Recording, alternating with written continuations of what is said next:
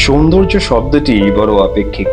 আমাদের মনের মণিকোঠায় কোথাও একটা কথা খুব দৃঢ়ভাবে গেঁথে আছে। আমাদের মন দূর থেকে দূরে চলে যেতে চায় মনের শান্তির খোঁজে, কখনো বা অন্য রাজ্যে, কখনো বা অন্য দেশে। সত্যি বলতে আমার মনে হয় আমাদের মনের শান্তি আমাদের মনেই। সোদপুর আমার ছোট্টবেলা থেকেই আনন্দ স্রোত যেখানে খুঁজে পেতাম সেই সোদপুর। একটি নিরিবিলি পরিবেশে পাখির কলতান, বটবৃক্ষের শীতল ছায়ায় নিজের সাথে কথা বলার, নিজেকে খুঁজে পাওয়ার পাঠশালা এই সোদপুর। মা গঙ্গার হিমেল হাওয়ায় ও তার আশীর্বাদে সোদপুরে এরকম অনেক জায়গা আছে যেখানে এখনো ছোটবেলার গরমের ছুটির ফেলুদা, তপসে, গুপি গাইন, বাঘা বাইনের ছুটি ছুটি অনুষ্ঠান দেখার নিদারুণ আনন্দ অনুভব করি।